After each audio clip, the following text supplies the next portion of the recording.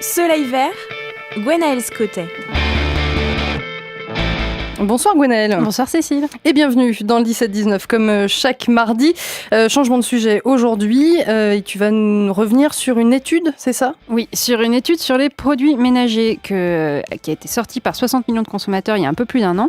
Ils ont sorti donc une enquête qui listait donc ces produits indésirables qui sont présents dans nos produits d'entretien pour la maison. Et il y a un peu plus d'un an aussi, quand l'enquête sortait, moi je me trouvais avec plein de temps libre et puis je me mettais à réfléchir encore plus à ma consommation.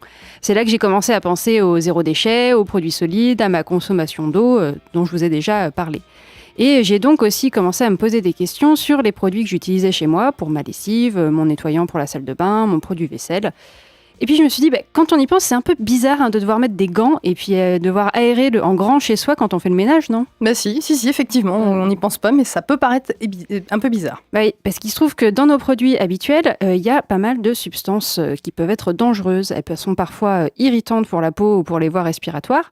Elles sont parfois allergisantes, parfois corrosives pour certaines surfaces. Et puis quand leurs résidus se retrouvent rincés dans la douche ou dans l'évier, peuvent être dangereuses pour l'environnement.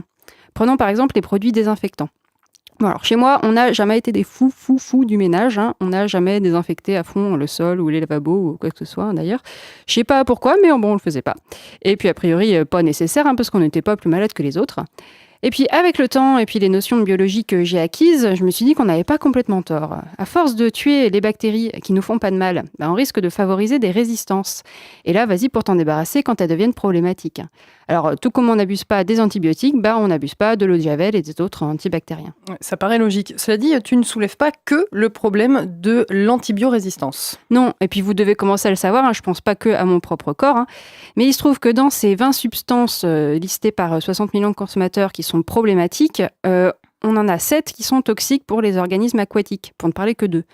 Alors bon, si ces produits sont potentiellement dangereux, on prend quand même pas mal de risques à les utiliser chez nous, à s'y exposer d'une part, à exposer aussi les écosystèmes aquatiques qui reçoivent nos eaux usées d'autre part, et je vous parle même pas des animaux de compagnie et des enfants qui peuvent potentiellement lécher le meuble ou le sol qu'on vient de nettoyer. Parce que toi, tu connais des enfants qui lèchent les meubles ou le sol. Oui, pas toi ? Bref. Alors, paniquons pas, il y a plein d'alternatives à ces produits dangereux. Oui, il y a d'abord des versions écologiques ? Oui, déjà il y a ces versions-là, donc on peut se fier pour ça au label écologique français et européen. Cette labellisation, en fait, elle garantit que les produits ont réduit leur impact environnemental tout le long de leur cycle de vie. Donc pour leur fabrication, leur emballage ou les effets sur les écosystèmes aquatiques, par exemple. Mais si vous voulez prendre encore plus en main votre ménage, vous pouvez aussi faire vous-même vos produits. Ouais, mais alors ça, c'est quand même pas... Enfin, c'est un peu compliqué. Non, ça va. On parle de recettes qui sont vraiment toutes simples, à base surtout de vinaigre blanc, de bicarbonate de soude et de savon de Marseille. Bon, alors c'est sûr, ça demande un tout petit peu de travail. Mais je vous rappelle que je suis une vraie feignasse. Alors si j'arrive à me faire ma lessive et mon nettoyant ménager, c'est que c'est pas la mort non plus. Puis bon, faut être honnête, ça revient à pas cher du tout. C'est plutôt cool de se dire qu'on s'émancipe des supermarchés et puis on peut aussi réutiliser des contenants et donc on réduit nos déchets.